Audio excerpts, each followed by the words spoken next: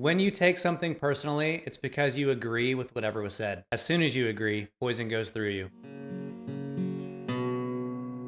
Welcome back, ladies and gentlemen. Today we carry on with our short video series about ancient Toltec wisdom, the 4 agreements. Last week we talked about the first agreement, which is be impeccable with your word. Today we're going to talk about the second agreement, which is don't take things personally. This agreement and the next agreements are born directly from the first agreement. Taking something personally is a violation of the first agreement because you're making an agreement to something that isn't true. Therefore, you are not being impeccable with your word. And if you haven't watched that video, going to be pinned right up here. You can go check that out.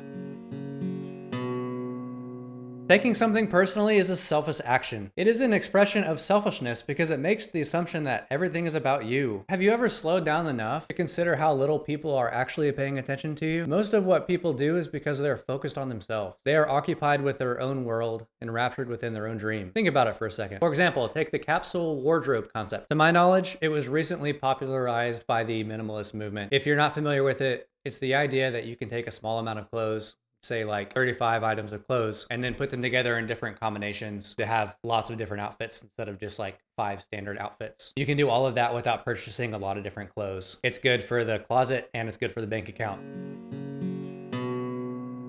When someone does this, rarely if ever do people recognize that they're recycling the same clothes over and over again. It's surprising, really. There's like one story I remember about a woman who worked in a business. She worked in a business office and she was like rotating the same like 21 items of clothes like for like 2 years before somebody said something. People, when they do this capsule wardrobe concept, they're often worried about getting judged for wearing the same clothes, but like people would have to be paying enough attention to actually notice. And people are too darn busy thinking about their own problems to notice what you're wearing or to really even notice you most of the time. So like, don't take things personally.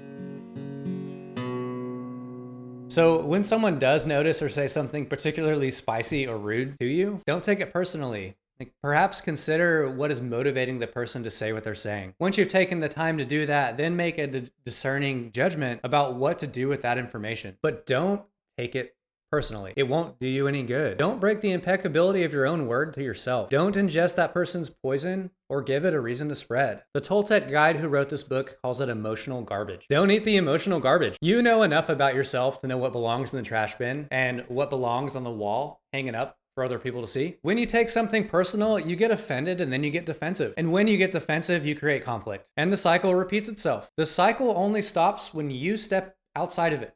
The cycle only stops when you step outside of it. There is no other way outside of these webs that we weave. When you feel good, everything around you is good. When you feel bad, everything around you is bad. It's simple logic, perspective logic. I'll be the first to say that this approach is simplistic and naive, but is it really? As I said in the first video, perhaps we don't need another convoluted logical argument or evidence-based study to change our behavior. Perhaps all we really need is just shift in perspective and see like what's right in front of us. The framework from which we work has many second and third order effects that we can't see with the naked eye. Think about it for a minute. I challenge you. The ancient Toltec wisdom of not taking things personally also applies to positive words. It is important to realize the cost associated at either end of the spectrum. Even the opinions you have about yourself are not necessarily true. Therefore, you don't need to take whatever you hear in your mind personally. Have you ever met a grandiose personality? Someone who is so full of themselves that they lose all ability to relate to others around them in a positive way? Don't be that person. Don't be that person. We all know how to not be that person. It starts with the agreements that you make to yourself. The last major point that Don Miguel Ruiz makes about taking things personally is that humans are addicted to suffering. Humans are addicted to suffering at different levels and to different degrees, and we support each other in maintaining these addictions. We support each other by maintaining these addictions. I mean, think about that for a second. It's no surprise that we respond more readily to bad news than to good news. What's the common saying? It only takes one bad thing to cover up 10 good things. Something like that.